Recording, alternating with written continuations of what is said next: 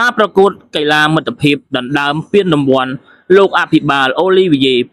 2026នៅវិទ្យាស្ថានសង្តាក់ពល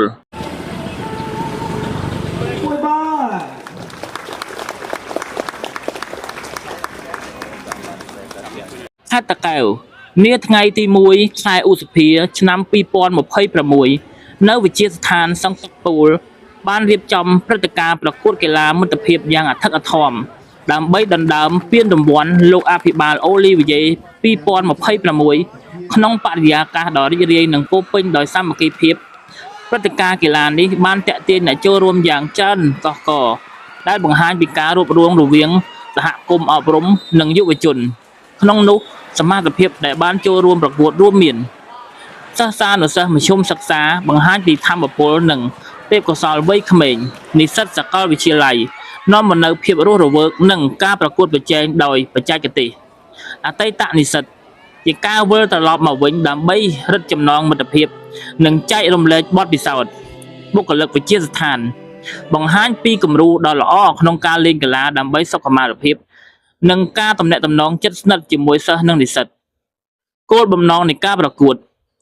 ការរៀបចំព្រឹត្តិការណ៍ពានរង្វាន់លោកអភិបាលអូលីវីយេនេះឡើងមិនមែនផ្ដោតសំខាន់តែលើលទ្ធផលឈ្នះចាញ់នោះទេប៉ុន្តែក្នុងគោលបំណង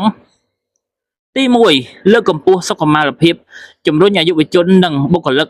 ចូលចិត្តលេងកីឡាដើម្បីសុខុមាលភាពរាងកាយទី2រឹតចំណងសាមគ្គីភាពបង្កើតឱកាសឲ្យសិស្សចាស់សិស្សថ្មីនិងបុគ្គលិកបានជួបជុំគ្នាបង្កើនភាពស្និទ្ធស្នាលទី3ការកំសាន្តនិងបន្ធូរអារម្មណ៍បង្កើតបរិយាកាសរីករាយក្រោយការសិក្សានិងការងារក្នុងឱកាសនោះដែរគណៈកម្មការរៀបចំបានសង្កេតឃើញថាស្មារតីកីឡាករម្នាក់ៗពិតជាគួរឲ្យសរសើរដោយបានប្រកាន់ភ្ជាប់នៅក្រមសីលធម៌និងមិត្តភាពជាធំសំឡេងហូរកញ្ជ្រៀវគាំទ្រពីទស្សនិកជនបានធ្វើឲ្យទីលាននៃវិទ្យាស្ថានសង្តាក់ពលកាន់តែមានភាពអ៊ូអរនិងមានន័យសម្រាប់ថ្ងៃឈប់សម្រាកនៃទិវាពលកម្មអន្តរជាតិនេះផងដែរព្រឹត្តិការណ៍នេះបានបញ្ចប់ដោយជោគជ័យនិងបានបន្សល់ទុកនូវស្នាមញញឹមក៏ដូចជាការចងចាំល្អៗសម្រាប់អ្នកចូលរួមទាំងអស់គ្នា